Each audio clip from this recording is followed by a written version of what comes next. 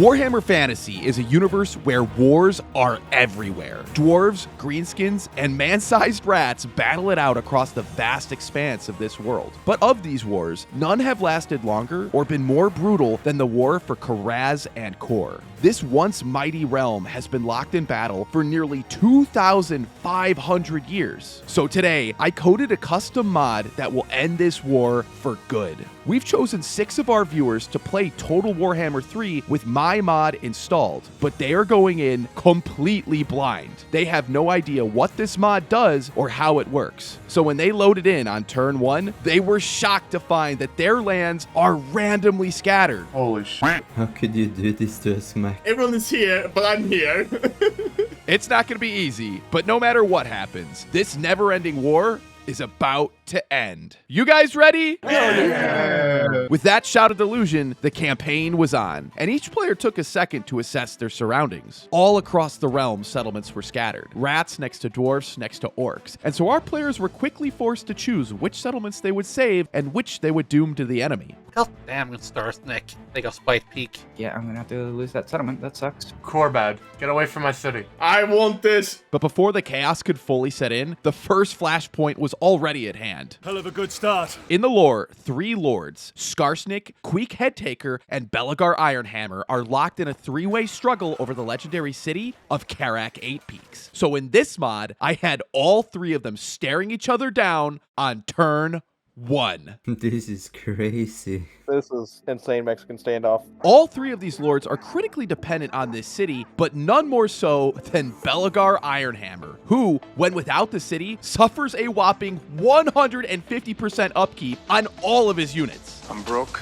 and I'm going nowhere. This makes it almost impossible for Belagar to have more than just a few armies, even late into the campaign, and so he wasted no time in occupying the city. And now it's mine, all mine. But taking the city right out from under the nose of your mortal enemies is quite the insult, and so I thought Queek and Skarsnik would form an alliance against our short-tempered friend. I'm not short. Are you saying that I'm short? Yo, Skarsnik, should we hop in an alliance so that we can take down Belagar together? Nope.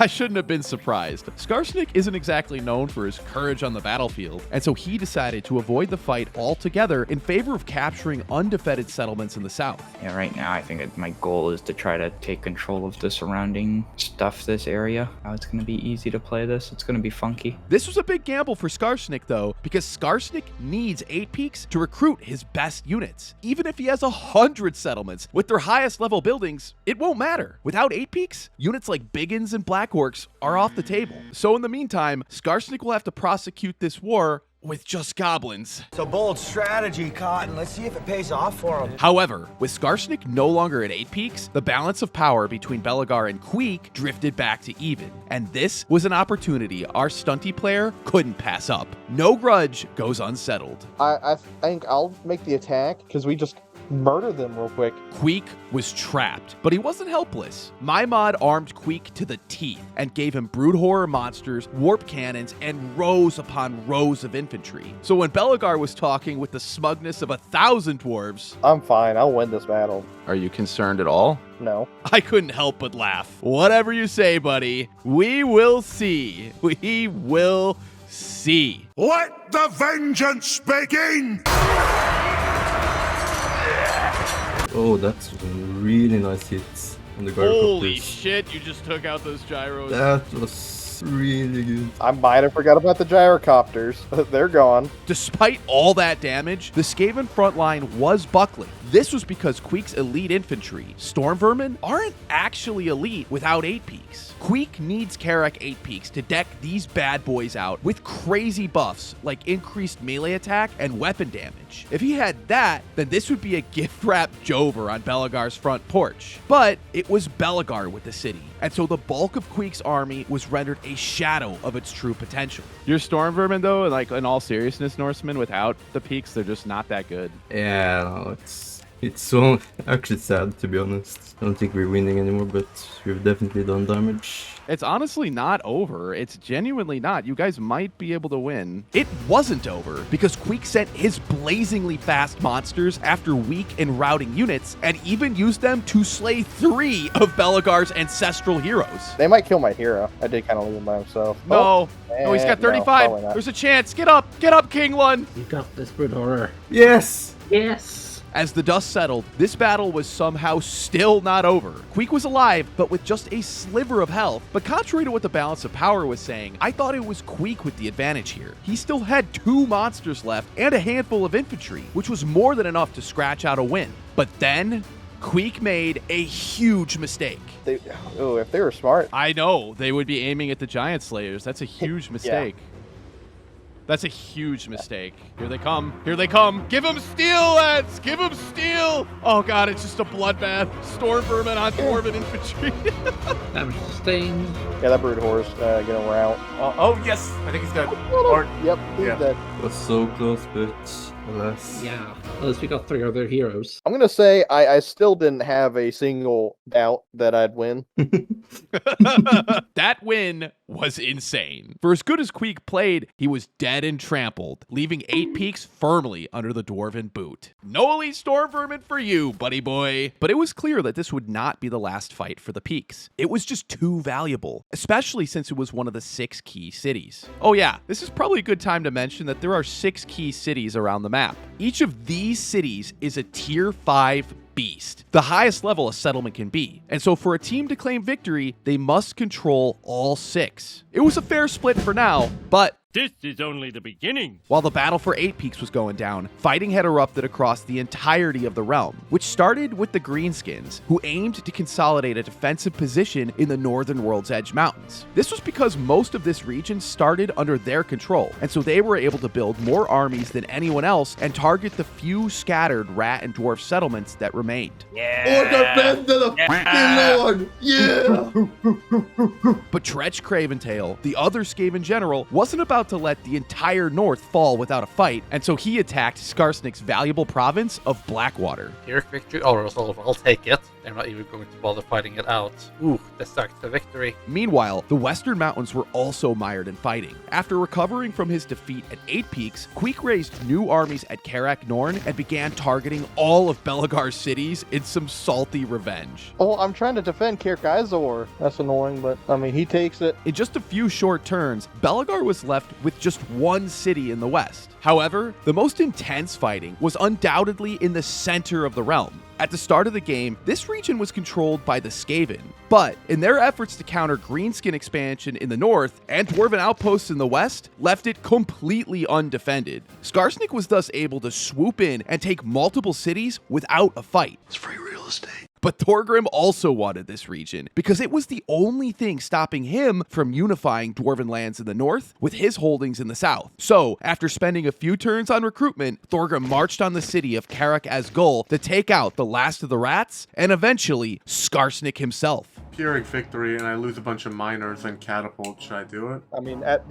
this point, I would. Tretch is dead. That eliminates that. I can kill Masha in the south. His weak, like, 6 stack. Oh my god, I am facing this ugly bastard face to face. I gotta wait. Thank fucking Christ. Ah, he retreated.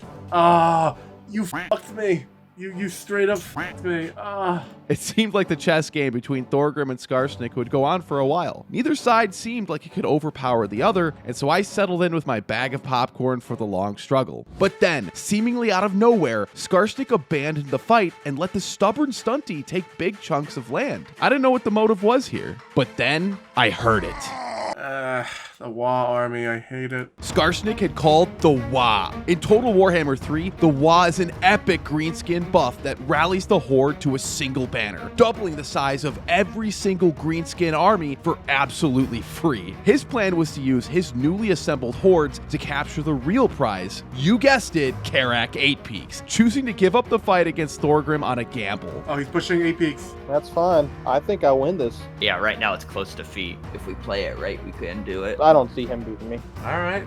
I just hope you're not like Mac, where it's like, I got this, and dead. I'm not even in this campaign and I'm catching strays. But Thorgrim was right. Skarsnik's army was strong, boasting squigs, giant spiders, rogue idols, and of course, the Wa. The winner of this fight would come down to each player's strategic prowess on the battlefield, of which Skarsnik had none. Woo! Both bombs just did a ton of damage. Alright, Rogue Idol's dead. That's huge. Nice. His artillery in the back is dead. I'm just gonna hunt down these archers. Snarstick just got his at speed. For all of Skarsnik's scheming, he is just a greenskin after all, and charged his best units into the gyrocopter's shredder. A bit of an anticlimactic end for such a well-planned play. That was just unbelievably frustrating that my Erebors apparently could not shoot the gyros, and they just repeatedly chose not to. I get Skarsnik's frustration. His archers have 0 armor-piercing damage, which means he can't do much about the gyrocopters. They can just loiter above his army and blast his ass unimpeded like a realistic avatar. Well, I think I should have done what they said, which was go south and try to wipe out south. But whatever. If we end up losing, we end up losing. But that wasn't the only bad news for the Green Tide, because the other greenskin player, Gorbad Ironclaw, was somehow doing even worse. I'm doing terrible. Very much terrible. In this mod, Gorbad's capital city, Black Crag, starts under Dwarven control, but I didn't expect this to be much of a problem. Unlike Skarsnik, Gorbad's starting army actually has orc units in it, and so I thought he would be more than capable of taking down this Dowie rabble. But instead of attacking on turn 1 like I thought he would, Gorbad chose to wait an extra turn to recruit more units, which was a terrible plan, because an AI army came up and attacked him over the end turn, canceling his recruitment and forcing him to retreat. That's so unfortunate. And I don't get to get my money. I'm not that close to the settlement. Oh, it was close enough, unfortunately. Dude, my main lord is gonna get whacked. So, after 7 long turns and a march through the wastes of nothingness, Gorbad was a whopping level 2. That's it? That's it. But it didn't end there. I accidentally gave his victory point city, Karak Bufdar, only 4 building slots. Wait, what? Oh my god. When the other victory cities had 6 or even 8 slots. So I was inadvertently kicking the poor orc while he was already bleeding out. Guys, please! For as bad as that is, Gorbad left it almost completely undefended, and so Belagar attacked the city just 2 turns later. He's taking my main settlement. Wait, where's on? Why did all run? Wait, what? Wait, what? Oh, well, never mind. GG. Oh, finally.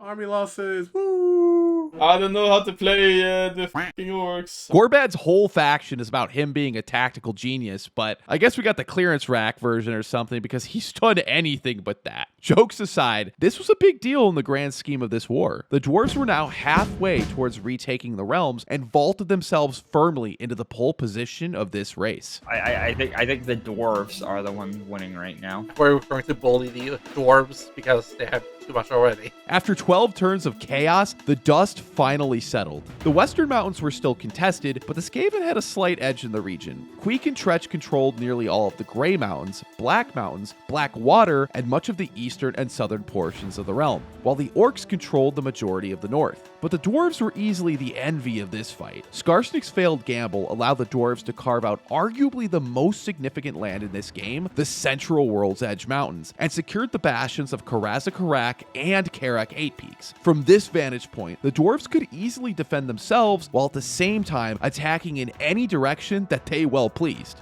I still felt like anyone could win this war, even for as bad as the Greens were doing, but it definitely seemed like the dwarves were in the lead.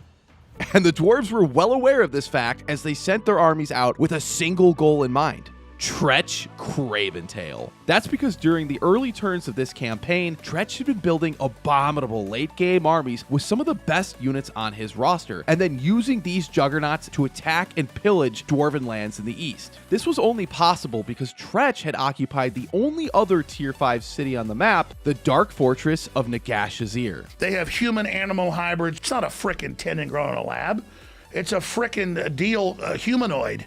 These aren't humans. The way they get around it is they make them. Wait a minute. They make them a few. We're saying so many things. I've kind of started firing monsters and stuff at Nagashazar. Little do they know that I can actually recruit the rat ogres in one turn. From this warren, Tretch was able to make powerful armies far earlier than anyone else in this game. This by itself was a problem for the dwarves, but being able to build such strong armies so close to 8 peaks, Nagash Azir was a serious risk. So what I'll do is I'll go Crooked, Fang, go east to get Spike's Peak, then hop over to Misty, and then you can take that like southeast corner. Hopefully by then we'll have our thing and I'll get more Slayers, because I'll need Slayers to be able to fight against the amount of large units he's going to have in the Gashazar. But it would be a tall order for our dwarven friend to capture the settlement, and so Belegar redirected almost all of his armies to this threat. At the same time, a new danger brewed in the fog of war. In the far north, Gorbad had finished his long march and joined his forces with a revived Skarsnik, whose Wa had still not yet expired, and so Gorbad decided to call his own Wa, forming a truly staggering green tide. It's war time, Ash Brown! We're the green tide! It is true that the Greens have been doing horrible up to this point. A lot of early blunders pushed them into the caboose of this train. But despite this, the Orcs had managed to stabilize the front line through some clandestine operations. Spurred on by the string of dwarven victories, the Orcs signed a peace treaty with the Rats, practically unheard of in greenskin culture, trading away valuable settlements to secure the deal. This action allowed them to focus the entirety of their forces on the dwarves, culminating in the massive attack you see now. Oh, they have an army up at Gunbad. They have 2 armies with Waws. Oh, you're going to have to deal with that. Why do they still have Waz? The dwarf shall fall. Okay, he took that cell. He waited for like 13 seconds. Never had a build. It never had like the major settlement building inside of it. So I just fuck yourself.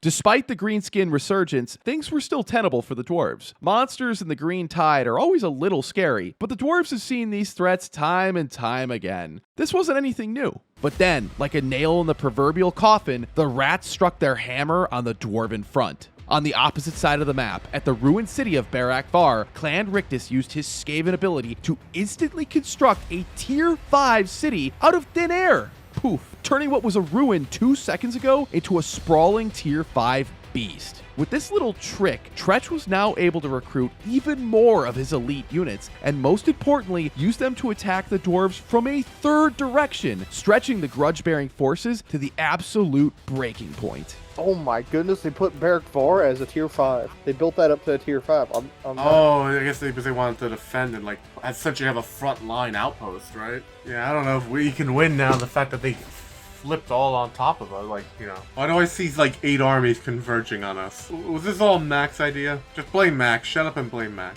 Dwarven power had become their own undoing, flying too close to the sun and invoking the wrath of a spicy double team. In the matter of 2 turns, the dwarves had gone from a commanding position to the brink of collapse. A 3-pronged attack from 4 real players is too much for even the most dominant of generals. And so it seemed to me like the dwarven quest to retake these realms was over. But then, like Gandalf on the 3rd day, the Age of Reckoning had come. The dwarves had defeated so many enemies in this war already that they unlocked an Age of Reckoning, which is a powerful ability that gives amazing buffs, but it also gives them an entire army for completely free, giving the Dwarven legions a massive advantage and saving them from any more credit card debt. Well, that and then the Age of Reckoning we have next couple turns. That spawns like near my main lord.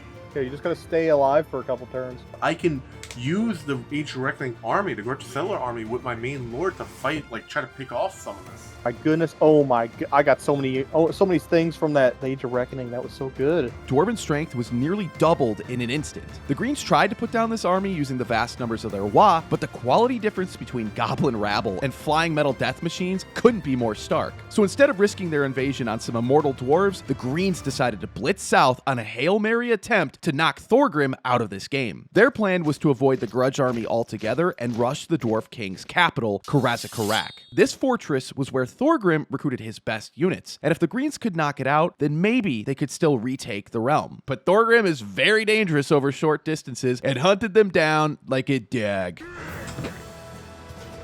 Okay, who's involved? Settlement, Snarsnik, and Kopio's 2 armies. The settlement, though. The settlement in Skarsnik, that's good. I mean, they don't have that other wall army in. This was a huge break for the dwarves. Not only did they catch the greenskin armies, who were just 2 turns away from their capital, but they also boxed out an entire Wa army. It was a pretty amazing play, but the dwarves still needed to win the battle. The greenskins heavily outnumbered the dwarves, and so they would need to play perfectly to win this fight. But while those battle preparations were underway, the war for Nagashazar had continued. Belagar and his newly spawned Grudge army were on the move and had pushed Tretch back to the gates of Nagashazar. But this success did not guarantee the capture of the city. Tretch had been preparing for this siege, and he recruited his best units, boasting self-regeneration and colossal damage. And so this fight would be difficult, maybe even impossible for the 4-foot stunty.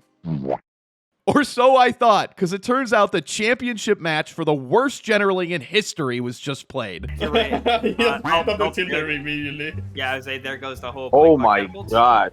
Look at this. Sending their no armor rat ogres into volleys and volleys of quarrelers. Like this, just you're literally just getting them killed. No, they played so fucking bad. I'm not going to sugarcoat it. It was awful. If it was up to me, I would have pushed the abominations right past their front line and attacked their crossbowmen and taken them out of the fight immediately. But in an absolute head-scratching decision, Tretch sent his monsters in one by one into what was a bolt-throwing meat grinder, like lambs for the slaughter. Turns out a single file line isn't exactly a winning strategy. Who would have thought? Not me. Nagashazir had fallen, though. A huge victory for the dwarves that secured the peak safety and fortified the dwarves' eastern border. Belagar could now finally redirect his armies to new and emerging threats on the frontier. And this couldn't have come at a more critical time, because back in the north, the fight for Karaz-a-Karak raged. After one too many airstrikes, the orcs decided to hide in the trees in the hopes of avoiding Dowie firepower. This was actually, for once, a tactically sound decision. It's not exactly crash through the wall Kool-Aid Man style of fighting the orcs are used to, but it was keeping their troops alive. Dwarven infantry was forced to make a slow, methodical advance into the crawling jungles that awaited them. Yeah, I think they're gonna do the Max famous Vietnam strategy. The orc strategy had a downside, though, and that was the fact that there were not enough trees to protect both Skarsnik and Gorbad's armies. For their troops to be fully submerged in the forest, they had to separate into different pockets on the battlefield. But this separation did not go unnoticed. The dwarves, in a masterful play of deception, diverted only a small portion of their troops to confront Skarsnik, whose units, because he didn't capture 8 peaks, were still only goblin rabble, while the overwhelming bulk of dwarven steel encircled Gorbad. Obviously, he's no student of Caesar. He's positioned himself badly, got the trees at his back. I think we might need help. I'm trying to make my way down there. I can't guarantee anything. I just have 2 gyrocopters on me. Orc boys pounded on dwarven shields in a whirl of chaotic melee as arrows screamed overhead. Both sides tried to outflank the other, but with so many troops on the battlefield, there wasn't much hope for a gap. The hacking and slashing went on for a while, but with every new swing of the sword, it became more and more obvious to me that the orcs were losing this fight. If their fortunes were to change, then Skarsnik would have to intervene. But that help would never come, as the ragtag gobos had been utterly obliterated by the gyrocopters. I see a lot of shattering. I think one of these armies is already completely dead. Yep, that's Gorbad's gone. Army losses. Are you losing too? I lost half my units to the gyros. Like, oh my god, 300 kills on those gyros. But this defeat meant the greenskin invasion was annihilated. Even while being outnumbered and outmaneuvered, the dwarves had somehow overcome unbelievable odds and defeated both the Vermintide and the Greentide on 2 separate fronts. Impressive. The Orc Goblin threat has been eliminated. Thank God. Their victory was impressive. I'm not trying to take anything away from that. And yes, I do think that they made some brilliant decisions, but I also think the dwarves are just so good. They need melee, and they're shooting fire! Free grudge armies are amazing, and of course, who could forget gyrocopters? Yeah, the dwarves definitely had some help. I know Warhammer isn't exactly balanced, but that was just disgusting. It's gonna take something huge to turn these tides. Wow, this is a defeat. Wait, they have full HP, yeah, of course.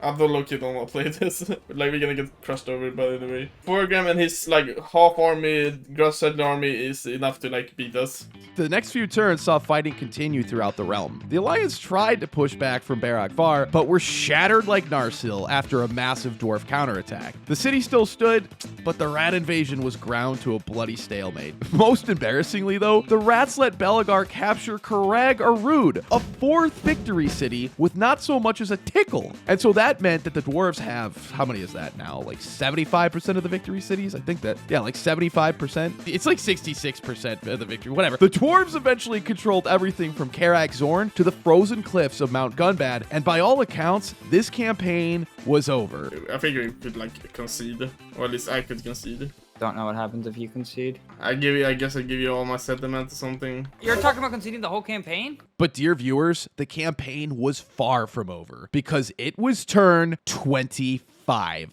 See, when I coded this mod, I added a few custom events to spice the game up. And now, more than ever, the Alliance needed some of that spice. On turn 25, the mod checks to see how many total settlements each faction controls. The team with the most settlements gains 50,000 gold. The team with the second most cities gets 100,000 gold. And finally, the team with the fewest cities gets 150,000 buckaroos.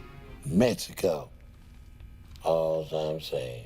Everyone ready for the big reveal? Yes. Oh boy. Oh. What happened?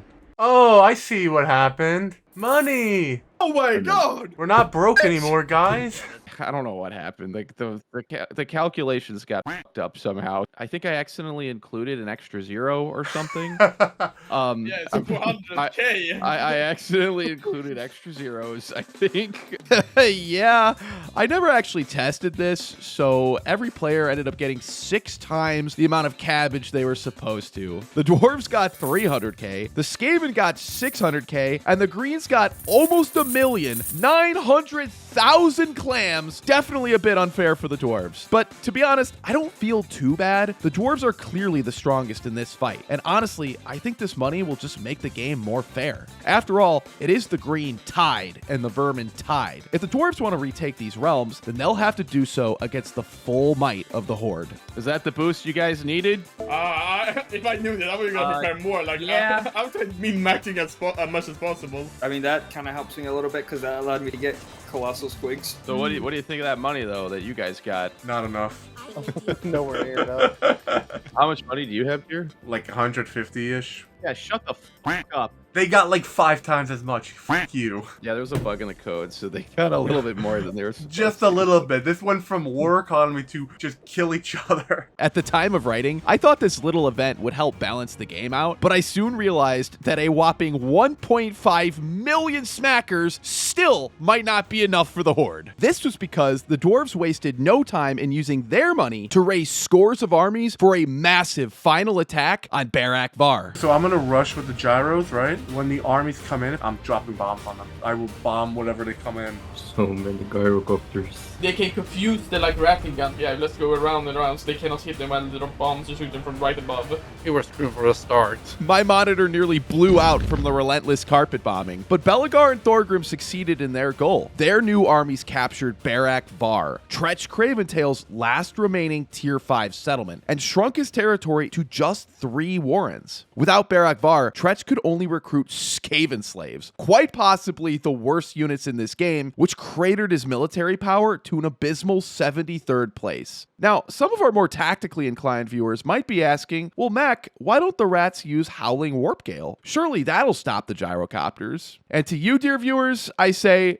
it's not that simple. Howling Warp Gale is a Skaven spell that freezes flying units in the sky like a brick. So you're right to wonder why this spell hasn't been used. Well, that's because the dwarves took a page out of the Rats book and were waging an assassination campaign in the darkest bowels of the World's Edge Mountains. The dwarves hired dozens of agents with the single aim of executing every single spellcaster like a dag. They're eating the dogs. Yeah, I killed one of those stupid heroes. No! Success. I killed another hero. That's good. Why? By turn 35, dwarven agents had wiped out all of the Skaven spellcasters, and in doing so, eliminated Howling Warp Gale. This meant dwarven gyrocopters were now free to continue their obliteration of the horde, but the dwarves had spent over 150,000 gold taking these spellcasters out. At this rate, they would be completely out of gold by turn 40. Spare change, ma'am. It quickly became clear that the clock was ticking on this campaign. The dwarves needed to win now,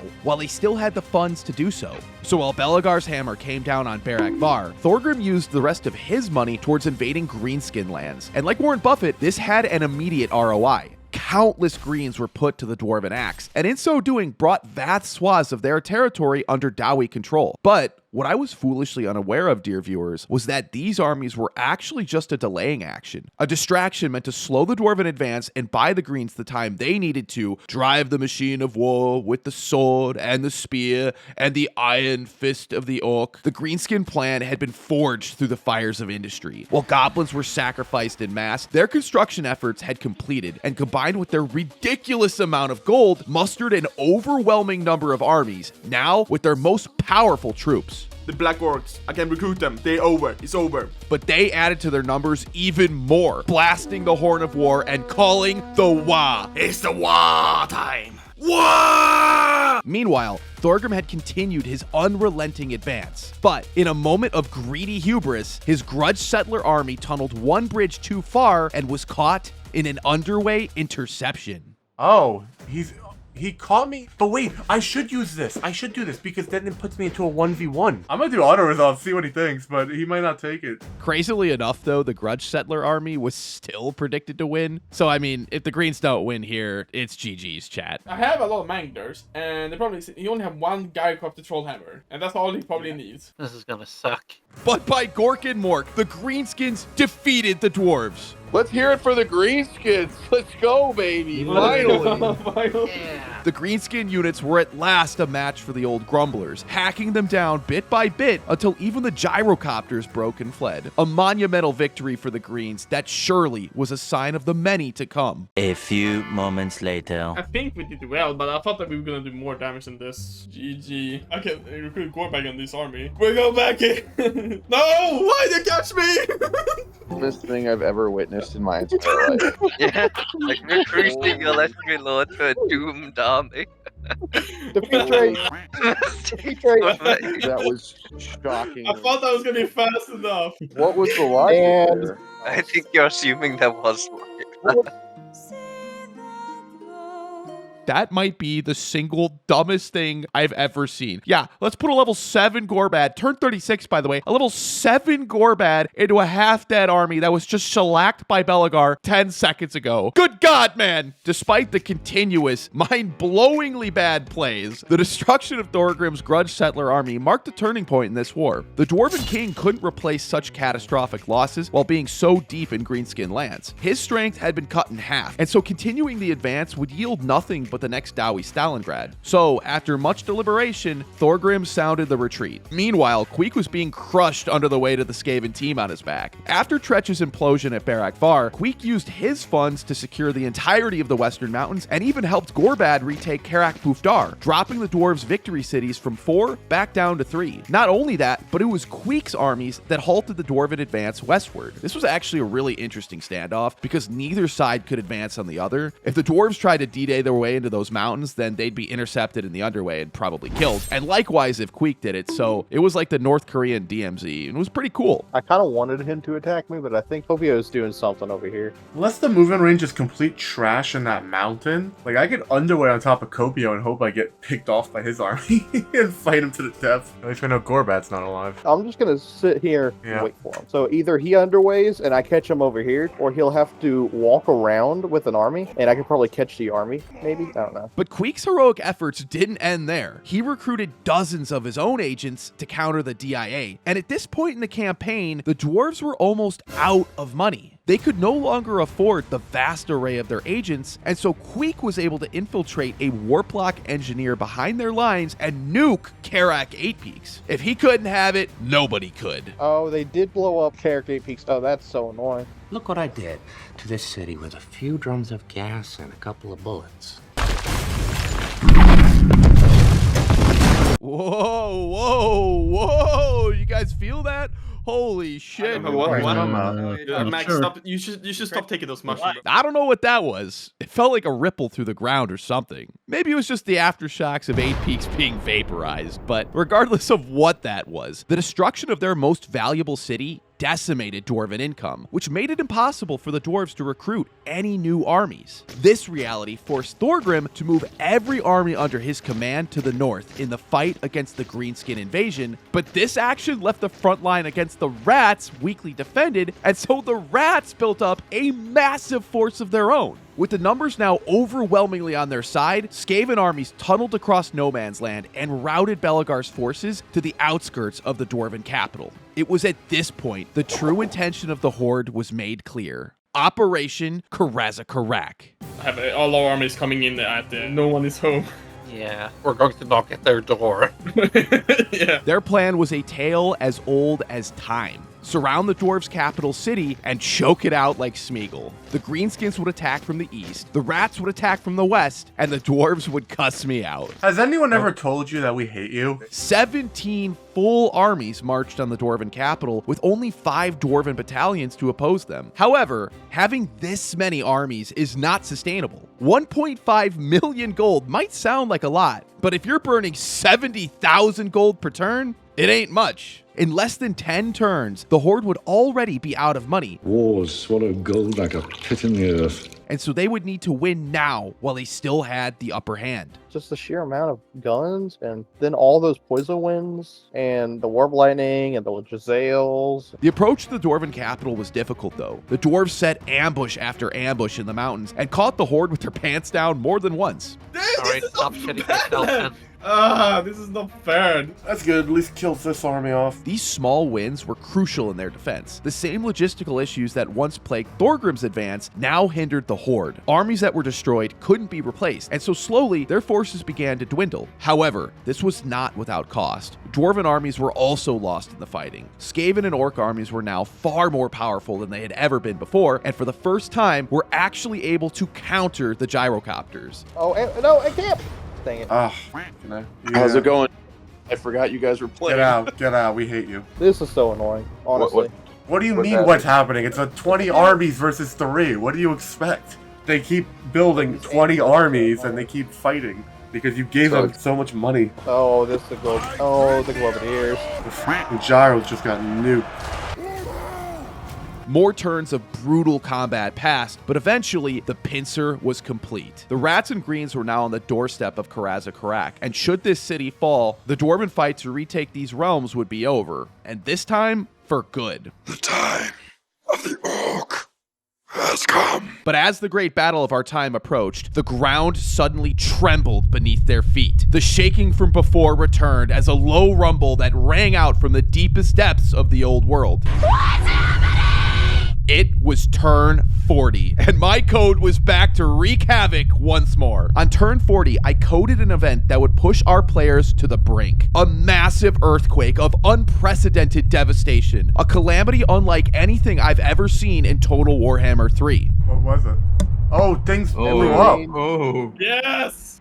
Sure! Over 30 settlements were turned to dust in an instant. Thanos into oblivion with a single line of code. I lost all my alliance building, except Crooked Moon. I lost most of my recruitment. Went from minus 16,000 per turn to 20,000, so yeah. I lost 3 tier 3 settlements. Every race suffered, but none more so than once again the dwarves. 16 dwarven holds were lost in the calamity. The eastern Badlands, southern World's Edge Mountains, and the Blightwater provinces were turned to ash, and the monstrous amount of money they sunk into upgrading these cities evaporated. Oh, I need to take some of these settlements back, but I can't. Yeah, it's fucking tough. Well, I've just lost Nagashazar, so there is my deep. I don't know if I have the money to deal with this, honestly. Dwarven finances were hit so hard that Thorgrim was at negative 8,500 per turn. Totally unable to pay his troops, desertion en masse broke out across his armies and weakened Dwarven defenses even further. Yeah, we are absolutely cooked, chat. GG. For as bad as things were for the dwarves, the Horde had its problems too. The earthquake leveled Skaven granaries and caused a famine, while Gorbad's investments into military infrastructure were devastated, and so he could no longer recruit Black Orcs. The Greens needed these units to have any prayer of winning this campaign, but rebuilding these devastated strongholds was impossible because Gorbad had chewed through almost their entire gold reserve and was burning 30,000 gold per turn. I still got 50k in the bank, baby. I'm still holding on. Yeah, we're gonna need those 50k. I heard your teammates need another donation. You should set that up. Hey, look, I already sent them 150,000 last turn. I've been funding everybody else's army in this goddamn campaign. The earthquake cataclysm put this campaign on a knife's edge. The dwarves would either hold and retake these realms, or they'll be forever lost to the tides. Oh boy, now everyone's here. This is a defeat. Valiant defeat, my hand. Auto resolve, guys. Auto resolve. You know, I'm fine with autoing this. But an auto-resolve would not be happening today. Although the dwarves were defending, they were actually forced to attack. This is because the Horde had over 40 pieces of artillery, which excel at devastating defensive formations. So if the dwarves were to sit back, then they would be playing right into the hand of the Horde. Yeah, I'm not too sure what we can do here other than walk at them. Kind of our only thing. Pretty much, yeah. It goes without saying that this is a terrible plan. Attacking into a numerically superior enemy with high ground?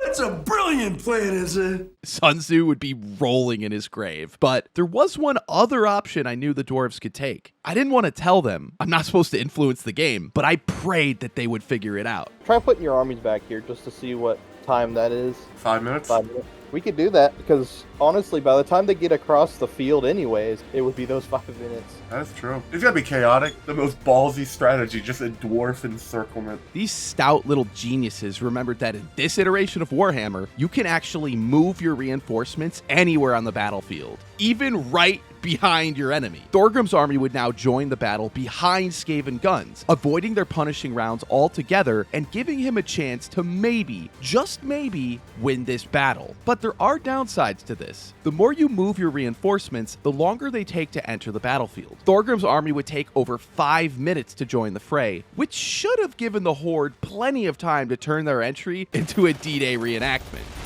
But as minutes turned to seconds, the Horde still hadn't moved. 30 seconds. I'm gonna move when it's about 5 to 10 seconds. Move your guns, guys. You're just sitting there. What are they doing? 7, 6. No, how are they so bad? I don't get it. They don't know what the fuck they're doing. I'm in. Oh, this siege is all fucked. I couldn't believe what I was watching. As Thorgrim's army surged onto the battlefield, the Horde's guns were motionless, aimed in the opposite direction and ripe for the slaughter. The balance of power waned back to even as Longbeards and Slayers swarmed their positions without them firing so much as a single shot. Are you kidding me? Despite yet another massive blunder, the Horde didn't give up. They couldn't. The fate of their entire campaign rested on the outcome of this battle. So, while their artillery bought them time with their lives, the Horde retreated their vulnerable weapons teams to a safe distance in the hopes of destroying the gyrocopters, which they actually did. Oh, he's got cannons that turned on me. Just got, like, nuked there.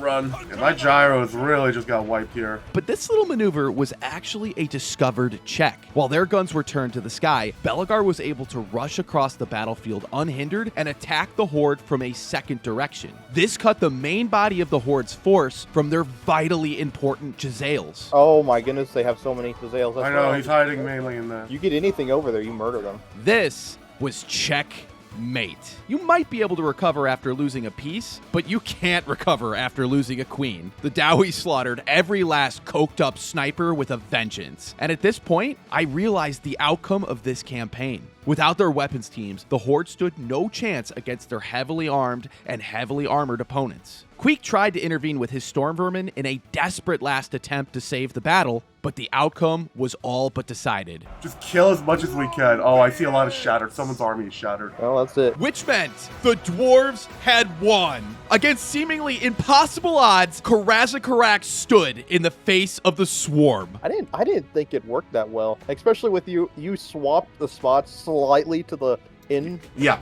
At the last second, which went around what he had set up. Yep, that was a key battle in this campaign. Holy shit. The dwarves deserved their win, but also, dear viewers, let's be honest, the Horde played so bad. I can't take this shit no more, man.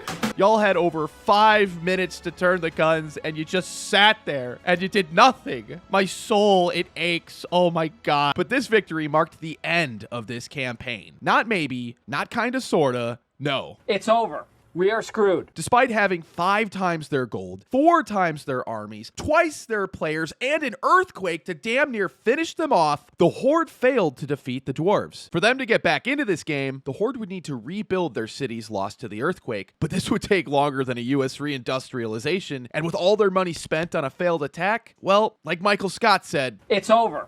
But this wasn't even the worst of it. At this point, the dwarves had popped a cap in so many enemy armies that they could now use their most broken ability yet, instantly confederating all other legendary dwarf lords in the entire game. At this point. So. Oh, okay. Forik, mine. Oh, nice. That's clutch. He is so tanky. Oh, hey, guess what I can summon? Grumbrindle! This ability is so broken, not because they just get the Lord, but they get the Lord even if he's a rotted corpse 6 feet under. So Thorik Ironbrow, who died on like turn 6, he's back. Resurrected, resurrected, resurrected. I'm actually going to swap everything from Forgrim that I can over. Yep, I'm giving him Rune of Fire, Rune of Luck. Against all 6 legendary lords, the fate of this campaign was sealed. Tretch, left with just 1 settlement after the earthquake, was hunted down like a dog. His Skaven slave army stood no chance against Dwarven might. My army's cornered, like for reals. After 55 turns of battle, Tretch Craventail was eliminated, and his death brought us 1 step closer to ending this millennia-old war. On the flip side, Gorbad wouldn't go down so easily. Oh my god, how fast is a dwarf? Holy shit! Oh my god! Any final words, Copio? All I can say is, I at least got like 98 of those dwarf. Those 98 never gonna see their family again. Rip. Faction destroyed. The craziest part was that Gorbad was level 8 on turn 60. Level 8! You're a fucking idiot. Deep breaths, Mac. Deep breaths. It'll be okay, because the final thrust was at hand. In the far north, in the ruins of the Greenskin Mountains, Belegar marched on Karak Kadrid in the hopes of finally settling his ancient grudge with Skarsnik. We've come to liberate Karak Kadrid. We've come to retake our realms. Oh my god, these gyro bombers have massive nukes on them. Damn you, Belegar. Using goblins all game had to be painful, but his death marked the end of yet another player. Game over. After another long and arduous march west, the time had come. Belegar and his dwarven host faced down Queek at the gates of Karak Norn. And as if by design, the last battle of this campaign would be fought by the same 2 lords who started it. This is gonna be awesome. Except it wasn't. At all. Belegar was nigh unkillable, like Anderson in The Matrix, boasting over 800 weapon strength, AoE damage, regeneration, 160 armor, ain't nothing killing him. He waltzed into the city like he owned the place, punched Queek in the face, and soloed his entire army. Give me a rating on that one, man, Doomstack, a legend. A lot of things are wavering. It looks like army losses. Oh, that's it. Yeah, wow. Holy shit. Well, that's a GG, isn't it? And there you have it, chat. After 83 turns of battle, all 6 cities, Karazakarak, Karak 8 Peaks, Karak Kadrin, Karag Arud, Karak Buftar, and now Karak Norn were at last under Dwarven control. Which means the dwarves have retaken the realms, and this never-ending war is over. Yeah, that was a blast. It was a little frustrating. Even though I knew like I was gonna completely lose, like I still have a fun time. Honestly, I think I aged by like 5 years because of that war of attrition. Thanks for watching. If you enjoyed the content, be sure to like and subscribe. We really appreciate your support. Finally, a huge thank you to our patrons and channel members. We genuinely can't do this without you guys, and we cannot thank you enough. Also, if playing in a game like this sounds fun, consider signing up for Warlord. With Warlord, you can be in our videos just like the people you saw today. And last, but definitely not least, we'll see you again soon for some more Warpstone.